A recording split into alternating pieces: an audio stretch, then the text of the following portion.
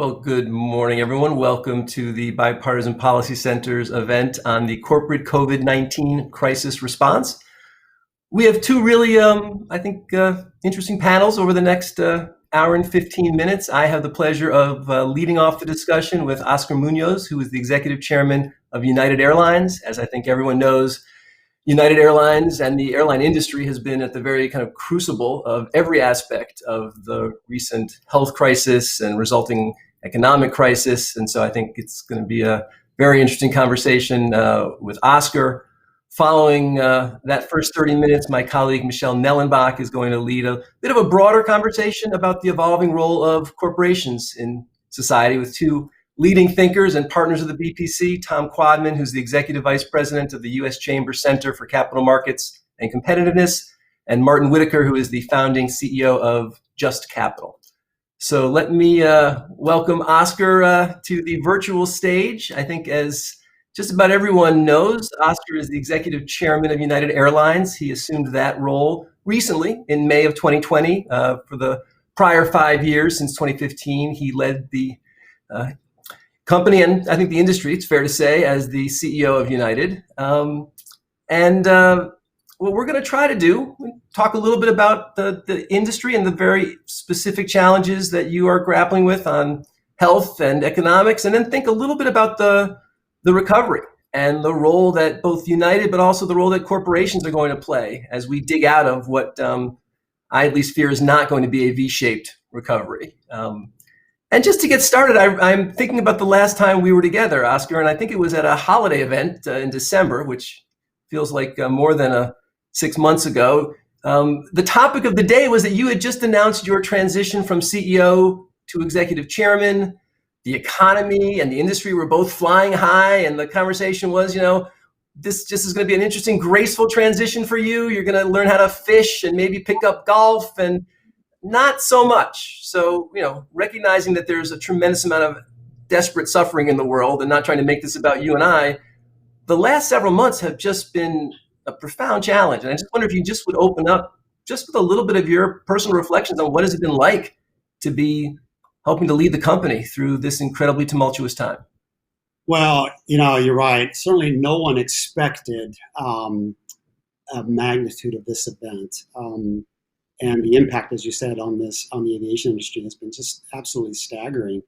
And as you mentioned, we had a very deliberate, transparent plan of transition done in the best of times with the best of forecasts for the future. And all was great. And I was looking forward to not so much the fishing and golf. I think I subscribe to the old Teddy Roosevelt. Those of us that have been in action for a long time, it's difficult for us to step away from it. I think the term was we're never going to wear out and certainly never want to rust out. And I think both my personality and the times that we're in, I think require all of us a call of action, so to speak. But, let me be clear. This whole thing is not about me or you, as you mentioned. The impact on the people that work in this airline industry has just been tragic, for lack of a better term. And so my focus primarily has been on assisting and trying to ensure that through the CARES Act early on, as the government passed, through the potential for a second round, but more importantly, just on ensuring that we do everything possible in our company to save jobs going forward or keep people at bay enough so that when demand recovers, and it will at some point, that we can get people back to work. So it has been a very different approach for all of us in all these different ways. I think right now, about this time, we would be all at the Olympics or watching them. And so it's good to reflect on those times that we'll have again in the future. For now, it has certainly been an impact of a level that no one expected. So let's dig in a little bit to the specific questions around airlines. I think we all recognize that our economic recovery is going to have to follow a recovery from the public health crisis. The airline industry takes every aspect of society and crowds it into these small aluminum tubes hurtling through space. Not an easy social distancing exercise. So let me just start, question everyone wants to know, is it safe to fly? Do you believe that you can, say to your friends and family, come on board, plenty of seats, let's get back in the air? What are you doing to make sure that that's the case? I think first, in a crisis, there's no confidence booster like communication. And I think one of the critical points that I'll start the answer to that question in general is that we're not trying to induce people to travel. This isn't a marketing issue. This isn't a brand issue. This is an education, a communication an education on what you can expect at the airport, what are the steps people have taken, and then have you make the decision based on your risk tolerance. Because what we see is a lot of people flying. And because they need to, they have small businesses, crisis in their family that requires them to move. And it's important for us and the service that we provide that we're there. And importantly, safety has always been our topmost priority in our business with regards to air safety. This has just put an additional angle of it. And if you look hard enough, you will read throughout the entire industry, because we really try not to compete on issues of safety. And in fact, our team, led by our new CEO, has been very clear on the fact that any new development ideas that we have with regards to safety, we immediately share them with the entire world so that indeed they can adopt them if they find that worthwhile. So you'll hear about air circulation in planes. So your question is it safe to fly? Inside an aircraft, I would contend, in our humble opinion, it is one of the safest places.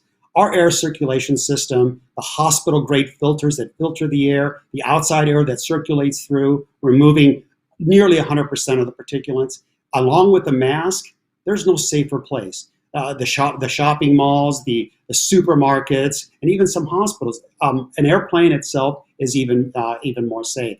And one of the things that we just announced is that we're going to, in essence, quote, run the engines while the plane is on the ground, so that when you're boarding, that same air circulation process is still working. So that's a big initiative. And that's in addition to partnering with companies like Clorox for their cleaning products and the hydrostatic rinse that we do. It's partnering with medical units like the Cleveland Clinic, which advise us on any of these things, because as you mentioned, Chase, it is a cylindrical object. It is in essence 11 feet across. The concept of 6 feet of social distancing is just a physical impossibility, whereby then we announce and do all of these other things that make sure that you feel as safe as possible. But again, it's important that you make that decision. You read the facts and data that we're providing, and then you make that sort of decision, because we're not we fly 170, 80 million people a year.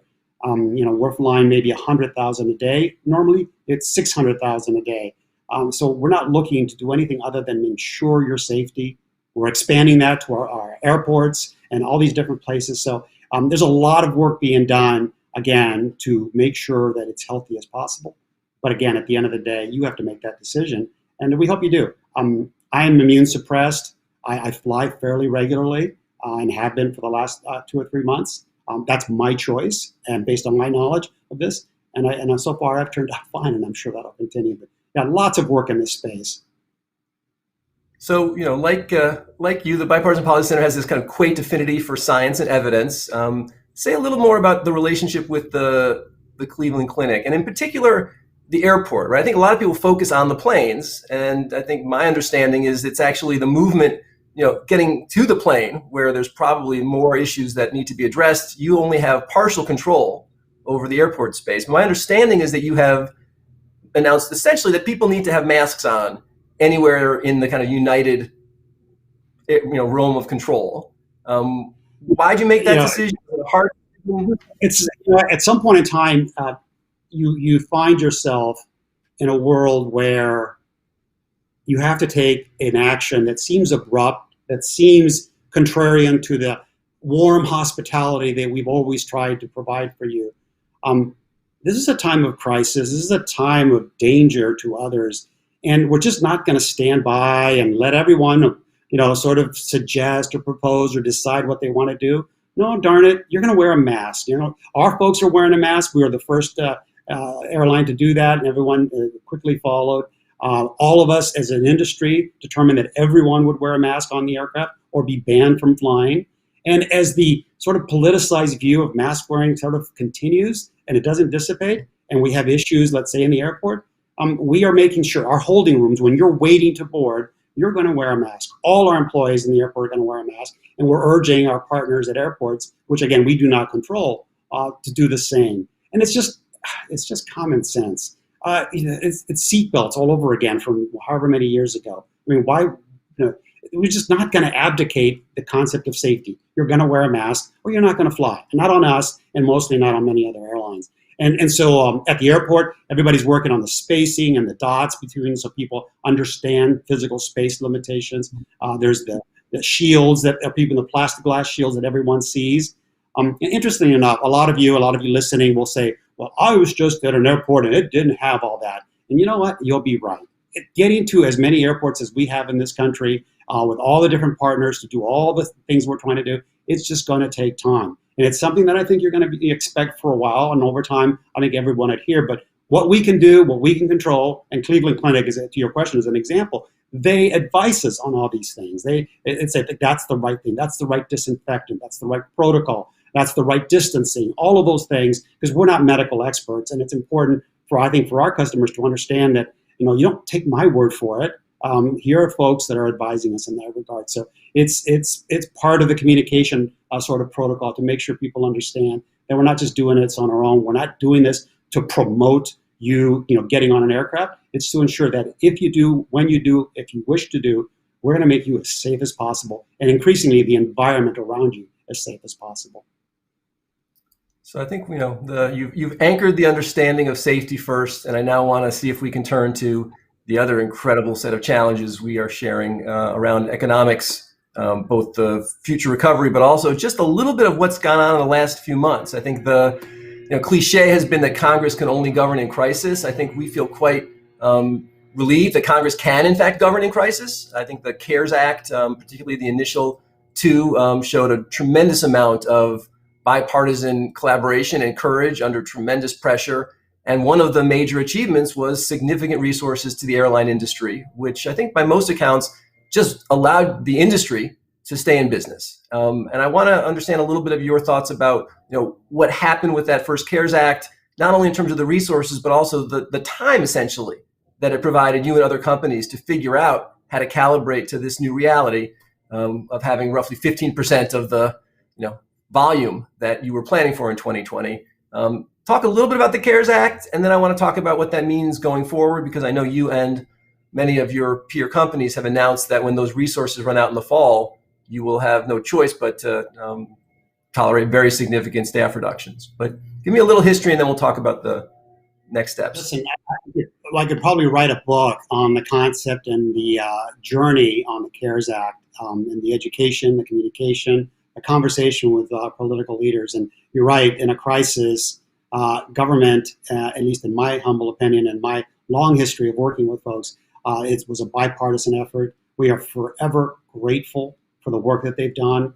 This is not a political statement. This was a concept of helping them understand the magnitude of the impact on our business, the facts, the data, the science that we're projecting even further and longer decline, and importantly, the impact on the economy and the economy's ability to recover quickly if we don't have the connectivity that comes along with the airline industry. And I think that those points were made by many of us, specifically and directly to a lot of the leaders. And again, on both sides of the aisle, there were many supporters. Constantly, there was, of course, questions. The vehicle and all the hooks around it became sticking points, as they always tend to do. But fundamentally, at the end of the day, it has saved the airline industry, because without it, we would be in a much different place today. Going forward, that's the debate that's happening right now. I think what we've done in the interim, when I say it saved us, it bought us time to get our own cash. 9/11, if all of us remember that, was probably the most significant black swan moment, if you will, in this industry. And all our risk assessments, risk management profiles, and protocols were built upon that level of magnitude of an event. This one is going to be 5 to possibly 10 times worse. Duration, impact. Our business went almost to zero for a period of a few weeks, and it continues to be very low. And so the impact of this is so bad that, in essence, over the course of these last few months, what we've learned to do is manage by this interesting financial metric. It's called cash burn. How much cash are you burning per day? And anytime you have anybody in business, if they tell you that's the metric that they're using, they're in a lot of trouble. So our cash burn per day versus the amount of liquidity that we're able to have, how much money we have in the bank. And what we've been able to do, and our team's done an amazing job in the last few months, again, the CARES Act allowing us to have this freedom of time. They've raised over $16 billion. That's 1/6 and B with a billion with a B dollars on our balance sheet to ensure that our daily cash burn and the cash in the bank have enough sort of time that we allow demand to recover. And so that's the aspect of where we are. I'll stop there so that we don't get too far into the future. But it's a significant event, and that's how important the CARES Act was to us, in the course of the last few months. So let me just remind our viewers that in about 10 minutes, we're going to open it up to some questions, and you can submit questions using the live chat function on YouTube or Facebook. So please take this opportunity to join the discussion. So the resources run out in the fall. You have an obligation under federal law if you anticipate very significant layoffs under the WARN Act to tell people that that is possible. You've made that announcement, as have many other companies. Senator McConnell rolled out at least the sketch of the Republican Senate version of the next round of potential public support, and there was no specific industry resources for airlines or anybody else. I think one of the questions we have is Congress did rush to this moment, but sustaining investment in crisis in the same way that the public's getting exhausted by the crisis, the Congress is getting exhausted. I think there's reason to believe there's not going to be significant additional infusions of capital. So what happens in October? Yeah, listen, we've worked all of these months, in addition to building up our liquidity levels, to provide options for our employees to take voluntary separations. So indeed that our numbers, the fact of the matter is the airline industry is going to be infinitely smaller than it was when we started. And our resources have to be adjusted to that. I oversaw 100,000 people. We think our business is going to be at least 70% or 30% smaller, if not even more so. So we're trying to adjust to those numbers. So that's the math. What we're trying to do through these voluntary programs is get people to, in essence, make a decision to leave voluntarily, so to save us from having to make those furloughs later on. So that's been the big impact. At this point in time, come end of September, early October, nothing we see in our forecast, nothing we see in our modeling, nothing we see in the facts and data that we all read about increased travel. It is nowhere near the amount that would not require us as an industry to make significant action. So we're trying to avoid that as much as possible through these other programs. If indeed an additional program were to come, and it didn't come with a lot of grappling hooks that really restricted us going forward, of course, it would be a great benefit. But I think the call for us as an industry, us as business leaders, is to prepare for the worst, which is why we raised that $16 billion to ensure that our cash burn allows us time for when demand actually returns, while investing in all the things in safety that we talked about before.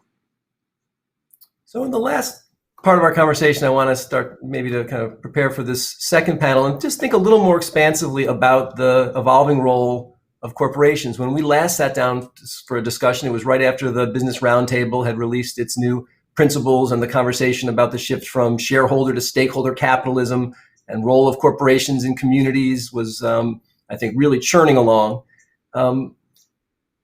Some people would argue that this crisis is accelerating that moment, that the focus on the role of corporations as just pillars of community and kind of amplified by the fact that the public is making investments in corporations, so there should be some reciprocity of corporations reinvesting in the public, that this is a moment to kind of amplify that moment.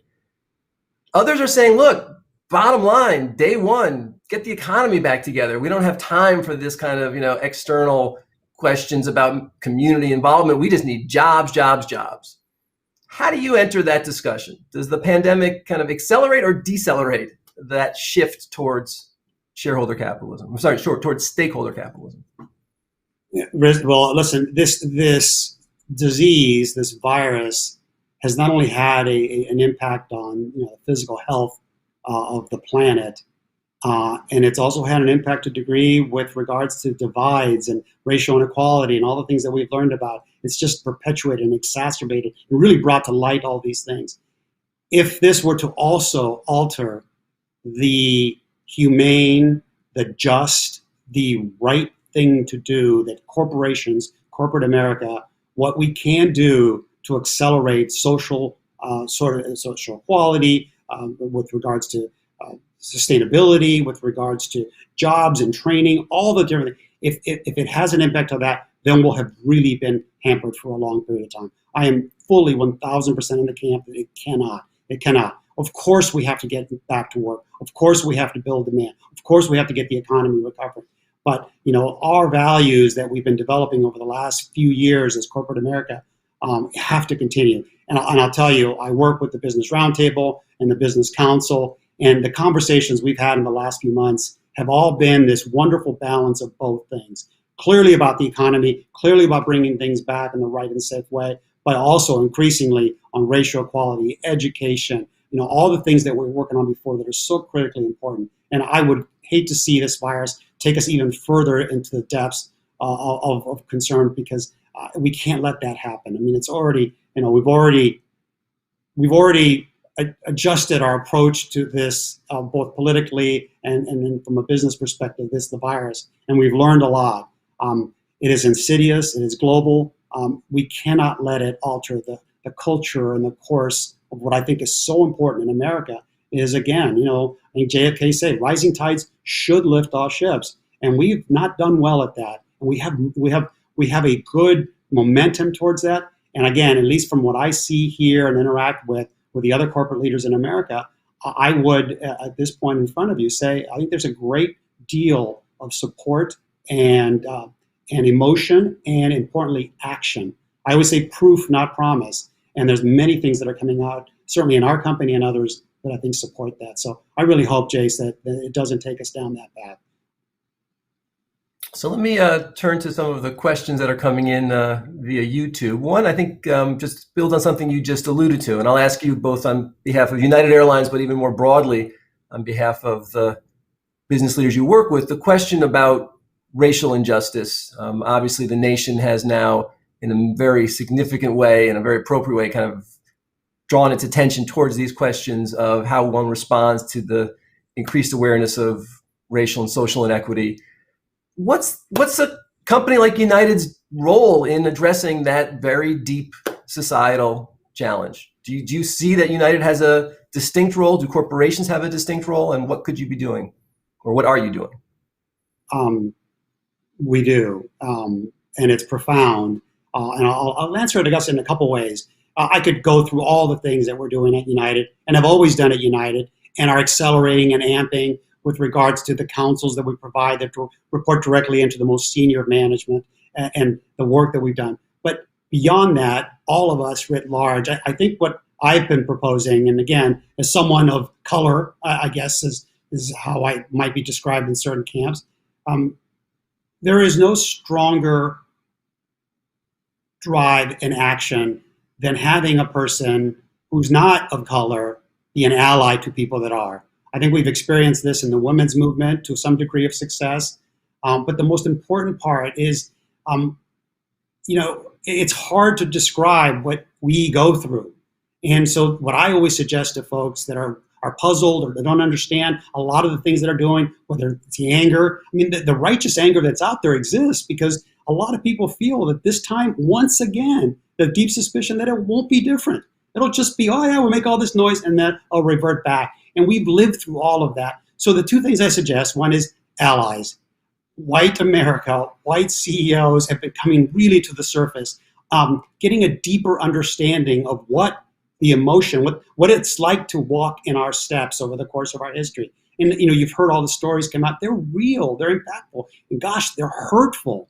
And what gets tiring for some of us is always talking about this. You see a lot of people in the audience just nod their head. And it's like, of course he would say that or she would say that because of their background. It's like it has to come from other people who have taken the time to generate and create some dialogue with folks, deep understanding, listening on both parts, because it's really key and important. When you ask a question and you get the answer, I think a lot of people understand that there's such a deeper, long-standing hurt and resentment that is driving this. It's not the latest event. It's horrid, but gosh, it took the public murder of a human being for us to take this action. It can't happen anymore.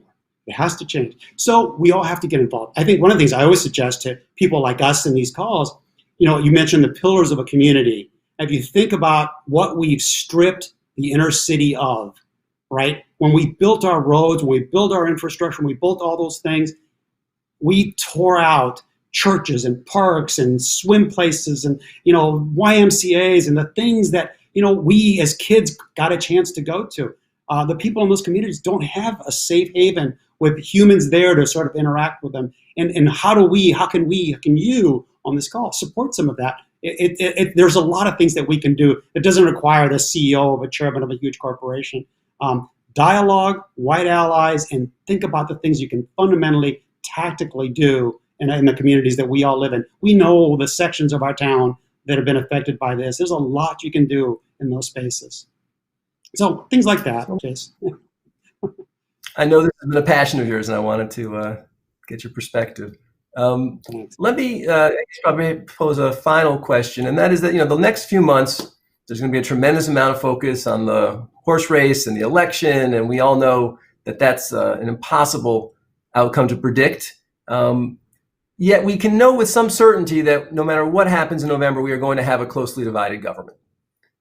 As you think about the future of this country, what would you hope that our closely divided government focuses on at the beginning of the next administration? What are a couple of the ideas that give you some optimism that you think would be this notion of building back stronger? What would you hope our Congress is leading with as they get back together in 2021?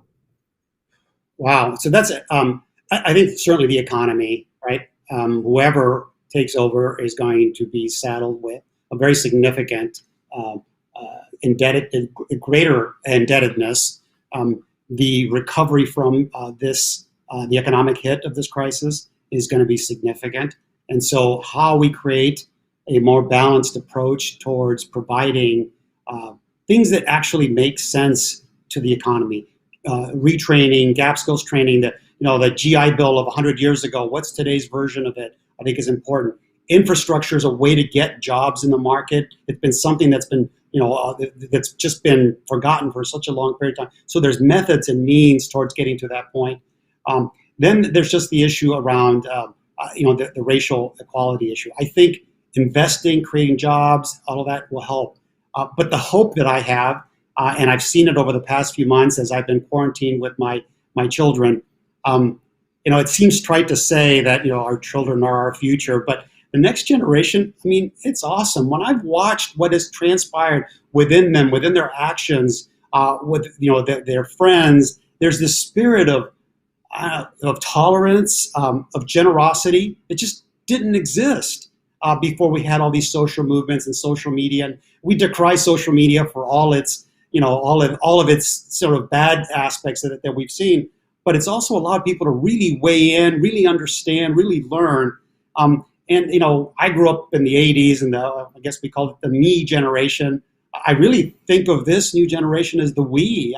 There's just, they're just a lot more tolerant of these things. And, these folks share rides with strangers, share other people's homes, and conserve gas. And the elements of sustainability are all meaningful. They're looking for corporations to do the right thing in these areas, and they choose where they go to work based upon those things. They buy products with regards to that. There's a lot of optimism. We cannot let them down. And this next administration has got to get our economic balance right. And then with that approach, I think we can get some of the social issues done as well. So I just hope we don't go from an extreme right to an extreme left. I think there's got to be a balance. And I won't make any political statements about that, but we have lost the trust. Our country's history is both parties overstating their mandates in closely divided government. So I can assure you the BPC will be doing what we can to provide that anchor. Oscar, I think there is a concept of servant leader, which speaks to someone with passion and confidence and humility. And I've always felt that you are really one of the exemplars of that idea. I know how hard this has been for you to watch the company that you created into such a powerhouse struggle like it has. But really appreciate you coming and sharing your thoughts with us. And I look forward. I can tell you, and this shows, I miss flying. And I could not imagine having said that sentence 6 months ago. So I hope to see you back there and coach someday soon, and we really appreciate your leadership. Terrific, terrific. Can't wait to see you guys. Thanks everybody for joining us and appreciate it. And stay tuned for the next chapter. I think there's a great conversation following this as well. Thank you, my friend. So now let me ask my colleague Michelle Nellenbach to take over the two-dimensional screen here and introduce our second panel. Oscar, have a good morning. Well, that was a tremendous conversation. Thank you both to Jason and Oscar. I'm looking forward to continuing that with both Martin and Tom. Martin, of course, being the CEO of Just Capital, and Tom Quadman with, as Jason mentioned, the Executive Vice President of the U.S. Chamber Center for Capital Markets and Competitiveness. So why don't we bring them up on the screen and we can just dive right into the conversation. Hi, Tom, Martin, thanks so much for joining us today. So that was a great conversation, and I think Oscar really laid out the struggle. I mean, airlines, the hospitality suite industry, the travel industry has obviously been decimated by the current crisis. A lot of other businesses as well. So Tom, let's start with you. A lot of businesses are mostly reopened, albeit, as Oscar had alluded to, at a much smaller scale than before. What are you hearing from your members about how they navigate reopening and how they're staying open, and what are some of the challenges they're talking to you about? That's a great question. In fact, I want to thank Oscar for that conversation. I could have listened to that a lot longer. We've been involved in a continuous dialogue with the business community throughout the country since the start of this pandemic. And obviously, first was survival, a lot of challenges with reopening, where businesses are trying to determine how they can reopen in such a way and operate in such a way that their employees are safe, that they can interact with their customers in a safe way. But there are also some challenges that arise, and masks is a great example, where some jurisdictions were relying on the business community to actually enforce a mask policy, which should have been that is the role of government. So, but a big challenge, and masks is another example of this as well, is the lack of uniformity. We are in a federalist system. States obviously play a very big role, but companies were struggling with different mandates that could, stretch not only among states, but even within states with municipalities. So it was not a surprise to see Walmart or Kroger's, as an example, put a nationwide policy for their stores in place. And that is just an example of some of the issues that businesses are struggling with right now. Great, thank you. So Martin, I want to get you in here.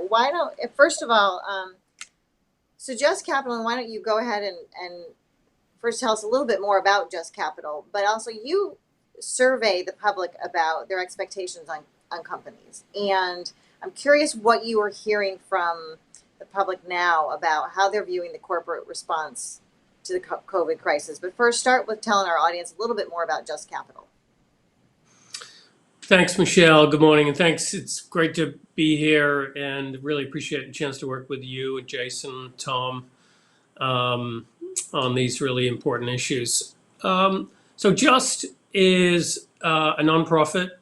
We have built a platform that allows users to really track, measure, rank large companies on how they perform on the public's priorities. And we do that because we know that really building a more just marketplace, a more just and inclusive economy, if you will, must be done with the private sector.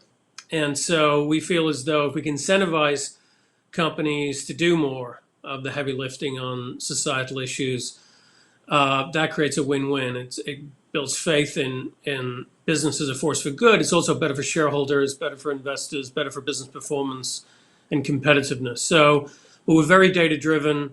We're very unbiased in our analysis. And you're right, Michelle, we've this year tracked very closely how the public, how the public cares about what's happening today, especially around, of course, stakeholder capitalism overall. What does that look like? What does that mean to the public? I can talk about that in more detail. And obviously, in particular this year, the company response on COVID-19, this belief that companies that are truly committed to the stakeholder performance had a great opportunity to show that, to put words into deeds, and to showcase how they're actually doing this year to protect their workers, their customers, and their other stakeholders during the coronavirus. And now, of course, during the economic recovery, and most recently, of course, on racial equity and the need for a strong corporate response to systemic racism in the country. So we're beginning to, and have been tracking that and working with many others on that. So I can talk a little bit about how the public thinks about all of those things. But the bottom line is really, I would say it this way: the public would believes overall that this is a moment for a great reset. That rethinking how we prioritize different stakeholders, and that's been just laid bare through the crisis, the disproportionate impact of the crisis on frontline essential workers, people of color, et cetera. And so a reprioritization of how we think about value and purpose. And then lastly, a great opportunity to rebuild, to rebuild an economy, as Oscar very eloquently said, that does more, that serves Americans better and builds prosperity that everyone can participate in. So that's there's a sense of an expectation, I think, that the public now has of business leadership and putting those promises, words into actions and deeds. So I want to dive into that a little bit, because this conversation around stakeholder versus shareholder, what we're seeing now, particularly around this masks conversation, is the stakeholder community is not of one mind on a lot of issues. So for instance, around masks, you have what United is doing. We saw Walmart and Target, two of the biggest retailers in the country, say you had to wear masks in their store. Yesterday, though, there were several companies that I think are in more conservative parts of the state rescind mask orders. And so you're seeing this tension within the American public, within the stakeholder community. It's unfortunate that we're not united on this one thing, but we are not. So how are first of all, let's talk about the Walmart and Target. How are they going to enforce those requirements? Because to your point about the workers and the frontline workers, Martin, retail workers were the frontline workers in a lot of cases. Those stores stayed open, and now they're going to be asked to enforce mask mandates that may not be consistent with what that state has mandated. So I'm just curious if either one of you want to take that on. Well, I'll just give you what we've seen in. Oh, sorry, Michelle. That's okay. I'll call on you next time. Martin, go ahead. I'll just quickly say that the polling is emphatic. We poll all around America, all across political affiliation, economic status, race, and in the high 80s across all of the respondents, people expect companies to prioritize the health and safety of their workers. And that means not just masks, it means paid sick leave, it means hazard pay, it means many other things that really say, okay, we value our workers and we're going to invest in them. I'm going to make sure that they're healthy and that they stay safe. So that to us we heard that loud and clear wherever we went, regardless of the industry.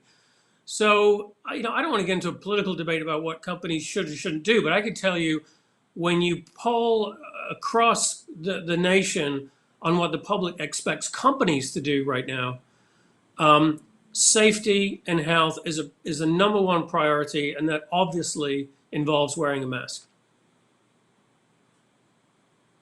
Michelle, first off, if you're going to go into a Walmart, there's going to be a greeter at the front door who's going to tell you whether you can come in or not, right? If you're wearing a mask, but also to control the number of people coming in. So there's a way to do that. But look, I think to the larger point, with stakeholder capitalism or ESG, whatever you want to call it, it's basically comes down to, one, is a company being a good corporate citizen? And number two, are they making their portion of the world a better place, right? And what we did in 2018, because we've been involved in ESG issues for the last 10 years. And if we had talked about this in 2015, I would have talked to you about our multinational members being involved in it. But within the course of 18 to 24 months, now suddenly even domestic companies are involved in the same rate. So in 2018, we went out, we met with companies, investors, and the like. In 2019, we actually went around the country talking to actually individuals about their perceptions of the companies and what they think companies should be doing. And basically it comes down to, are they treating their employees well? Are they treating their consumers well? Are they communicating appropriately through their supply chains? So as an example, one of the issues that kept popping up when we were talking to people in 2019 about these issues, about the company, actually the issue that kept coming up was student debt. And it was very interesting there because you have some companies doing some very unique things in terms of helping their employees with student debt. And that is an example of how companies can take care of their portion of the world and maybe make that better, while there are global issues that need to be solved by Congress or the government or et cetera.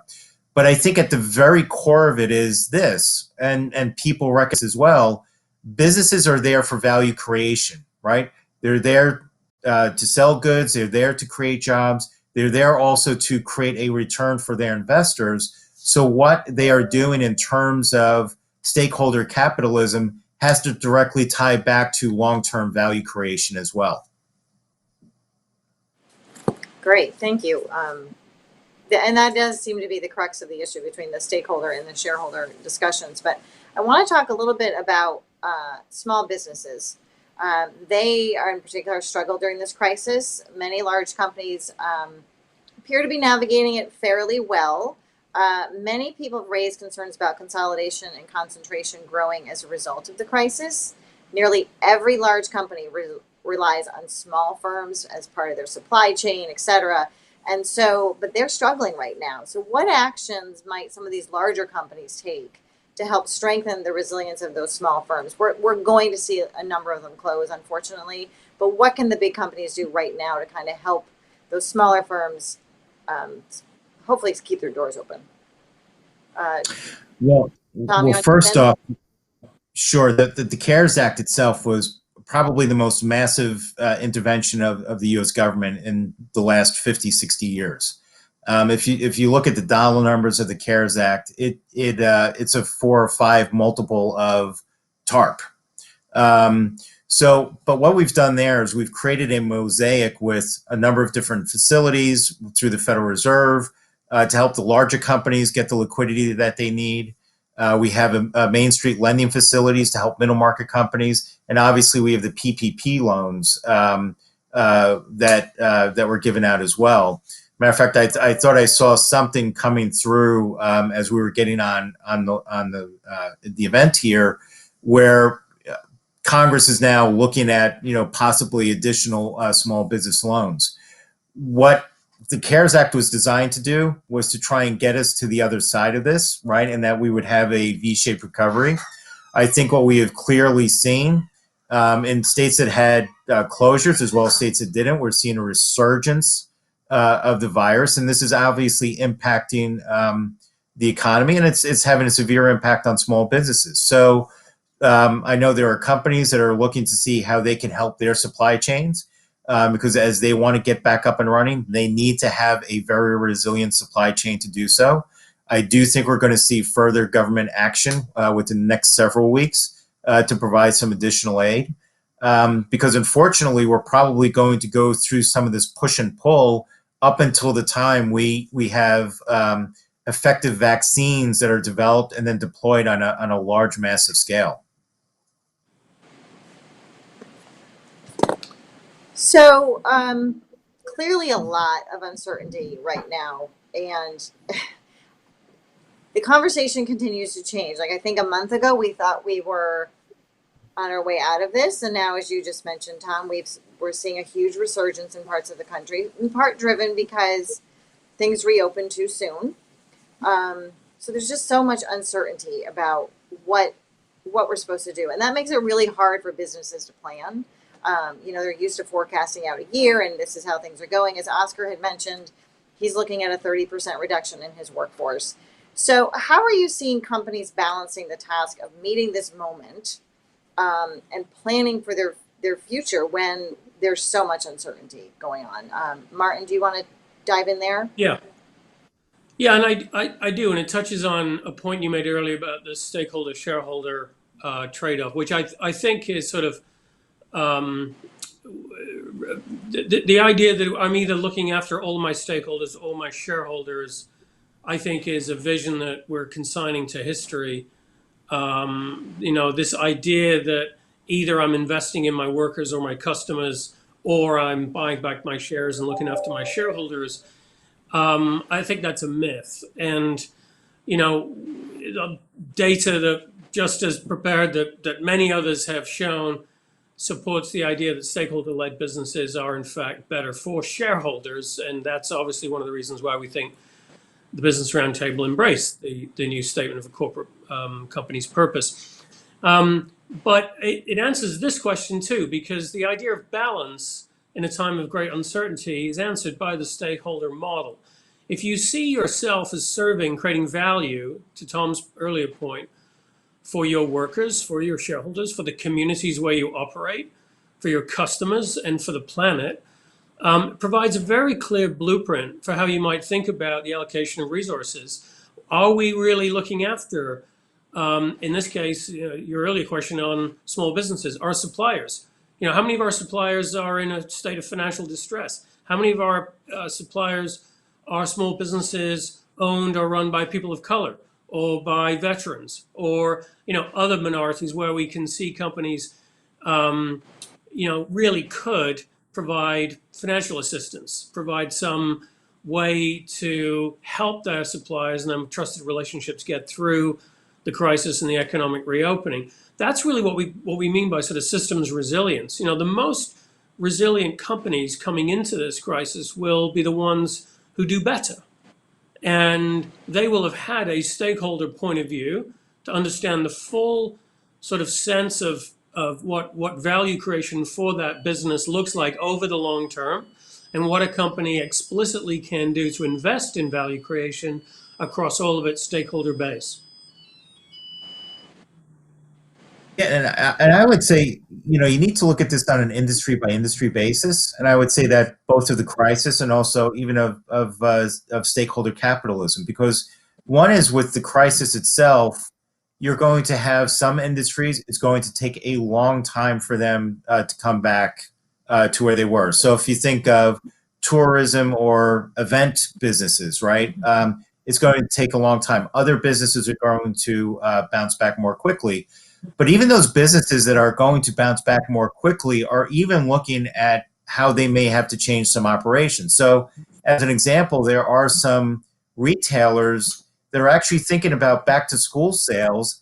They may run their back to school sales online, but not necessarily in the physical stores, right? In order to see if there's some way, that you can have some of that social distancing that you may need. So I think there's some planning that's going through there.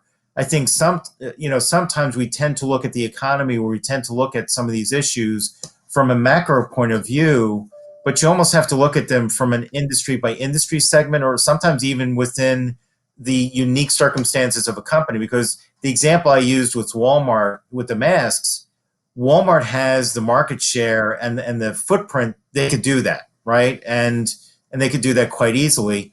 Much more difficult for a small business that his state is telling, well, you know what, if somebody comes in, you have to tell them to wear a mask, and then they have their customers fighting amongst each other.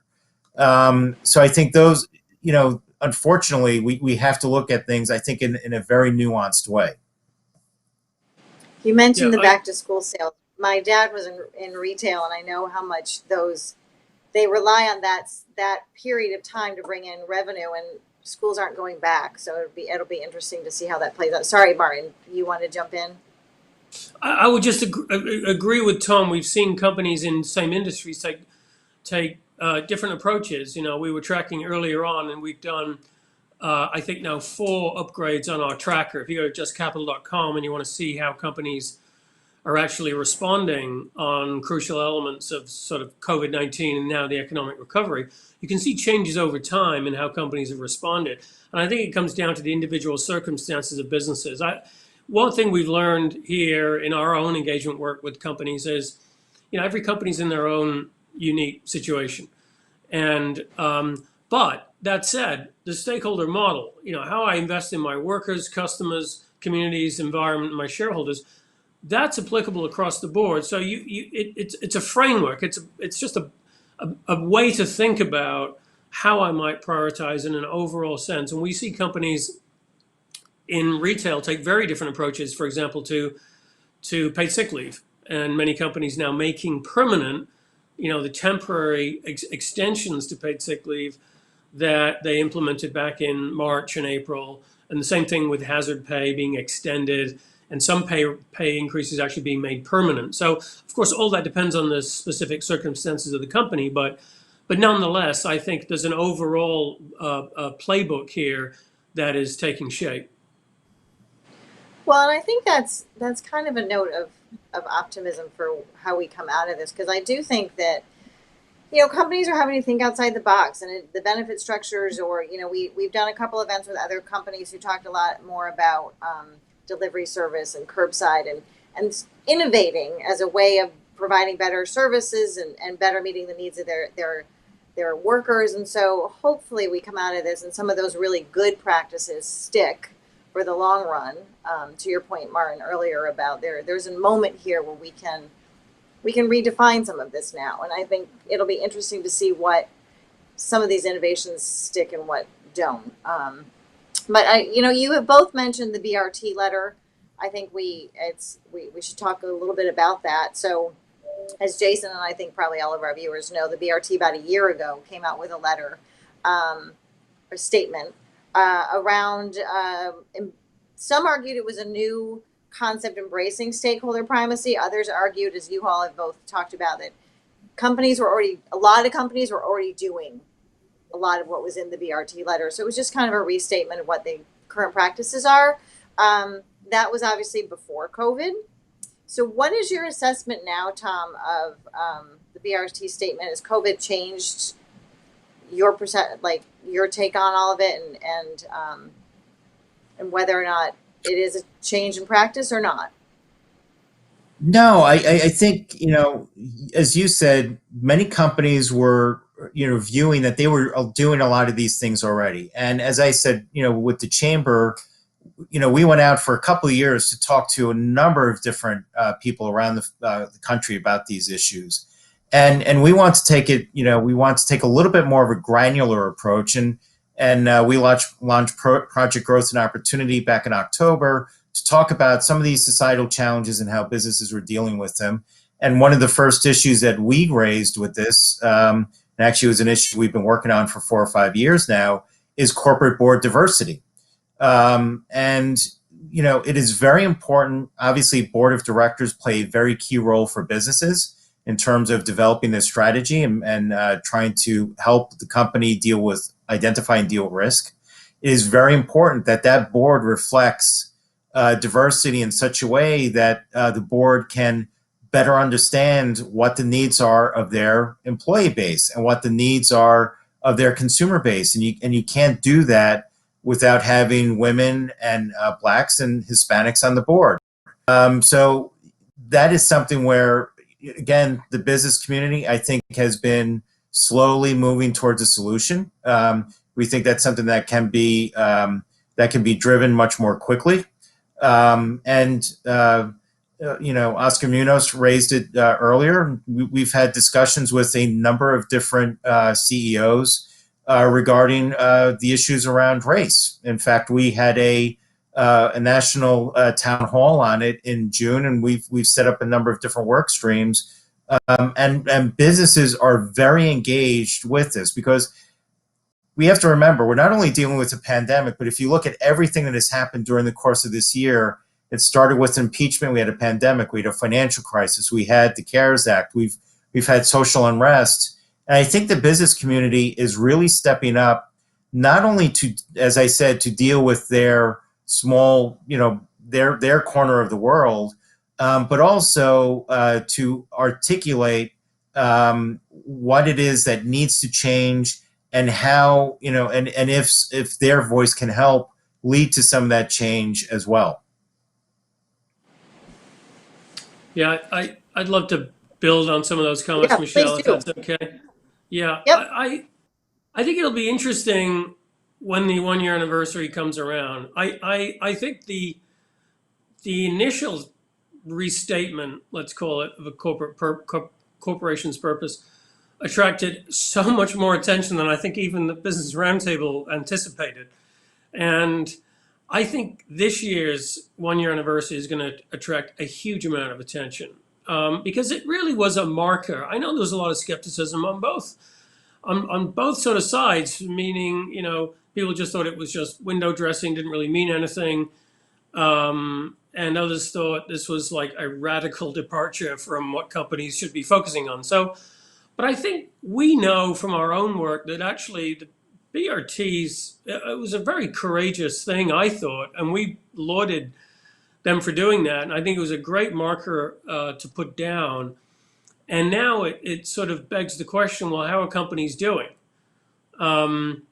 And so I think that's going to be the issue. We just have a lot of data on that, and obviously we'll be saying something about that. This year has been a tremendous opportunity for CEOs, BRT CEOs who signed that to demonstrate that leadership. Perfect opportunity. If you want to be a purpose-led company, a stakeholder-led company, there's no better time than a global pandemic to show that, to put that into action. So I think that's what we'll see. I also was interested in a recent Fortune poll of CEOs where, and I'm going to get the numbers a little bit wrong, but not a lot wrong. I think it's something like 60%, 60, low 60% felt like the stakeholder model was business as usual. It was something like 30 or low 30% felt like it was actually a change. This was a change in the way we needed to do business. And then a tiny minority said, we don't agree with this, or I forget the exact wording, but we felt like this was not something we should be doing or supporting.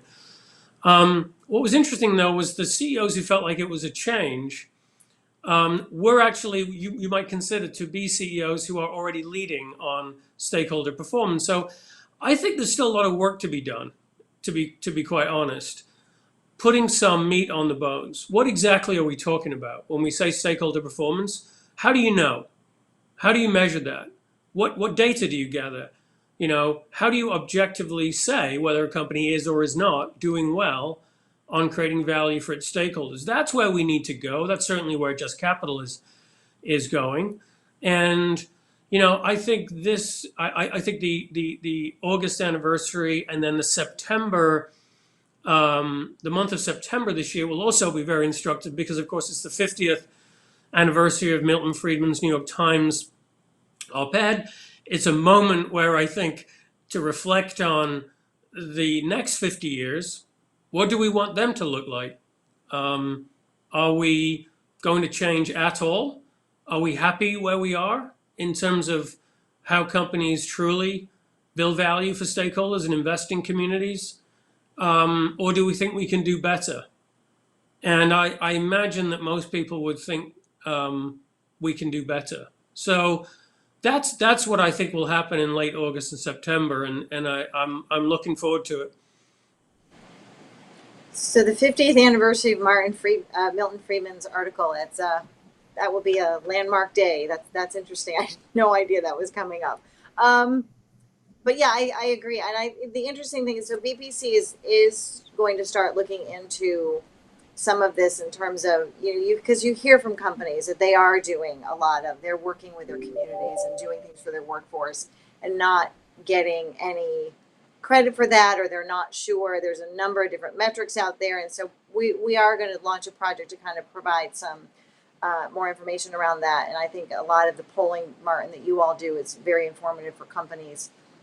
And I am very late in reminding folks to please post questions via YouTube, or you can do it on Twitter at BPC Live. And I did want to touch on one more topic before we turn to audience questions.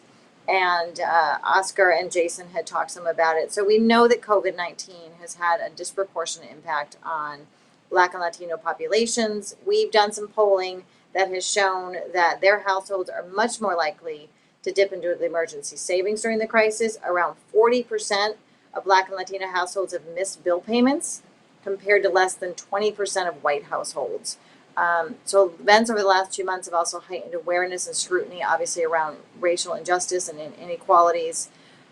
What role can corporate leaders, as opposed to elected officials, play in addressing these disparities? That's a great question. I'll give you one other example too. The digital divide has really shown itself as well, because when you take a look at remote learning for children, there are segments of our society that were not able, they don't have the access to technology to do that. So I think one is that the business community actually can play a very strong role with some of these. I mean, you're seeing the pharmaceutical companies, not only in terms of the development of their vaccines and therapeutics to deal with COVID-19. In fact, we came out with a map this week that shows just the breadth and depth of all that research that's going on in the United States. It's actually happening in 85% of the congressional districts in the US. But then ensuring we're seeing pharmaceutical companies also talking about how they're going to make this widely available as quickly as possible. Additionally, I raised that issue about the digital divide. Broadband development, broadband deployment is going to be an important part of economic recovery. But we also came out with principles on closing the homework gap so that disadvantaged students can have access to remote learning. So I think it's a matter of, it's not an either or, it's a partnership, right? So I think there are some policies or some objectives that government can put in place, but that the business community can really fill in a lot of those details. So I think to the extent that we can have that partnership, we can be a stronger nation moving forward. Martin, do you want to? Yeah, thank you. Look, what can CEOs do? What is their role? They have a tremendous role to play. Providing a living wage for your employees is addressing racial inequity in the country. Providing health, prioritizing worker health and safety is addressing, racial inequity in the country. So we feel as though when you talk about racial inequity issues and matters of, social unrest, that the private sector has a huge role to play. That you can't really have a conversation about racial inequity without talking about economic inequity, and therefore you're really talking about the role of business in society, because that's really where wealth is generated and distributed. So we feel as though this is central, actually, to our own strategy. We feel as though companies have a massive role to play, not just by themselves as leaders of large corporations who, influence the lives of hundreds of thousands of families, if not millions of families, and hundreds of thousands of communities, in addition to all the small businesses and the suppliers that you mentioned earlier. So really just focusing on, how can we create more equitable policies, actions, practices throughout our business on pay, good jobs, supporting communities. Those are the core issues. And I think we see some, let's call it, more superficial responses around diversity, equity, and inclusion without getting into the meat of what really is a sort of an operating financial economic systems change issue. But I'm sure that's where we're going to go over the next 6, 12, 18 months. Great. And so again, if anyone wants to pose a question, you can do so on the YouTube channel or through Twitter. So I want to go back a little bit. We had touched some on, so there's this tension between businesses and, not a tension, but in government, and who should be, what role each should play. And so like you've seen, as we talked about with the masks, in some states, there is no mask requirement. You've had businesses step in to do one. We do hear a lot from businesses about regulatory flexibility. What is that appropriate balance between the company leaders and businesses during COVID, and how is that playing out? I mean, obviously we've seen it through masks, but I think it's also apparent in other areas. What are you hearing some more? What are your companies asking from the government to make this, to ease the reopening, I guess? Yeah, there are a few things. One is liability concerns and litigation. That is a very big issue.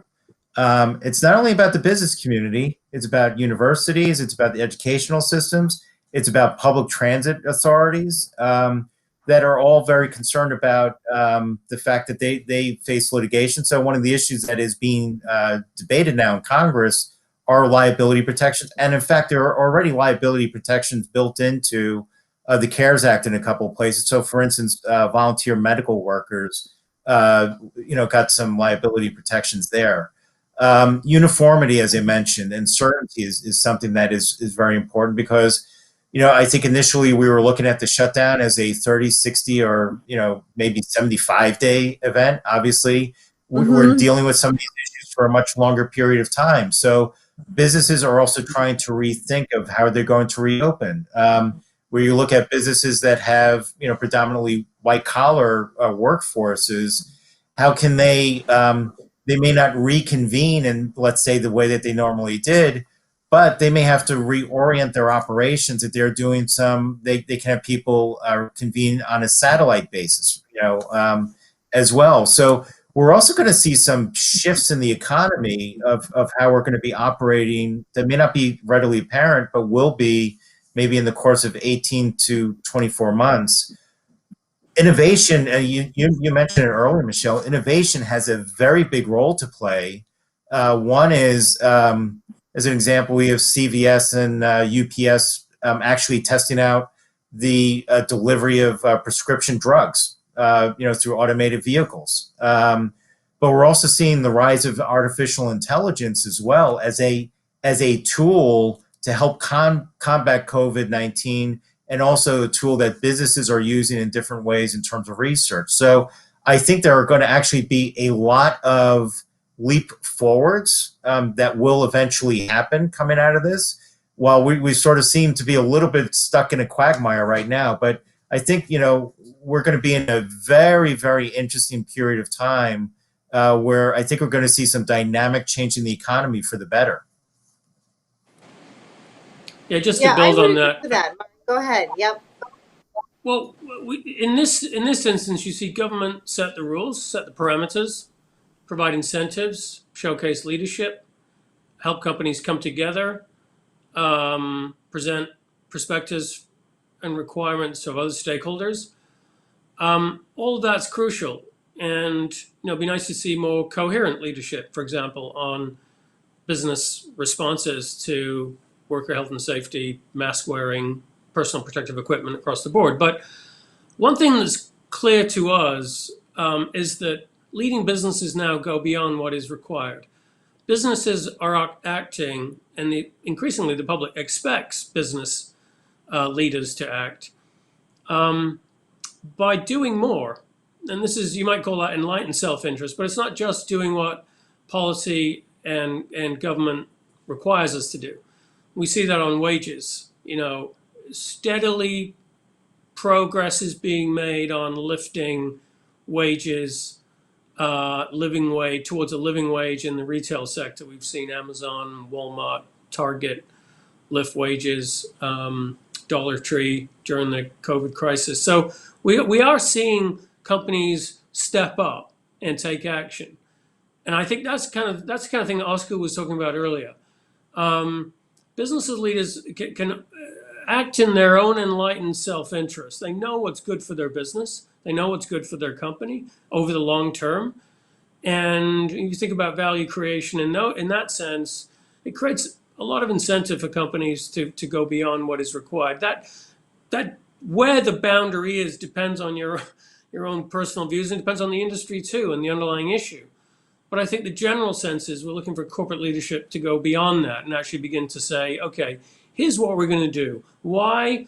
Because we feel like business can and must be better on these underlying issues. And we've got examples of companies stepping up to do that all through, the JUST model. If I can also just raise one thing regarding stakeholder capitalism, I think is an important point, and it goes well beyond COVID-19.